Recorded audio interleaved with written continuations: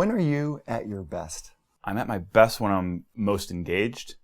And that usually means when the content is interesting to me, the content is challenging, the people that I'm working with are into it as well. Like the flow aspect where you're so into a challenge that you sort of lose sense of time and everything else around you. You know, you're really just into the challenge. And one of the things I can compare it to is like a math problem or something. And I'm not a great math person, but there's that focus that you have like on a challenge where you are so engaged in the challenge that like you're absorbed by it and there's nothing else that's sort of happening around you. Someone called that a flow state. I remember reading that book, maybe like 10 years ago or something, but that book really made me think about, how do you try to get into that space?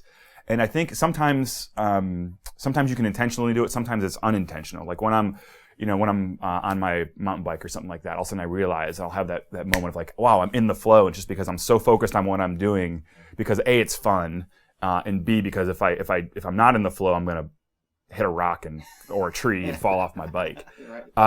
But in a work situation, it's usually by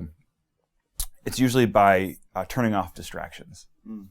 And what I've been doing recently is I've noticed that, and this is a challenge I think we all face. I've noticed that when you are in a place where you're constantly checking your emails, or you're going to your Twitter account, or you're going to your Facebook account, or you sort of get sucked into the link hole where people send you an email and then there's a link and there's another link in that one, and all of a sudden you're 10 steps away from where you need to be. You can't get in that space of engagement. Mm-hmm. So what I've been doing is I actually have my desk with my PC or my laptop, and I've got another desk in my office. And so what I do is I tend to, I'll either turn my phone off, and I'll step away from the email, and I'll go to another desk and just really engage, whether it's reading or something else I'm doing, or I'll turn off the wireless on my computer and just get into the writing or get into the reading or whatever it has to be. It's really about tuning out the distractions and really engaging in the content.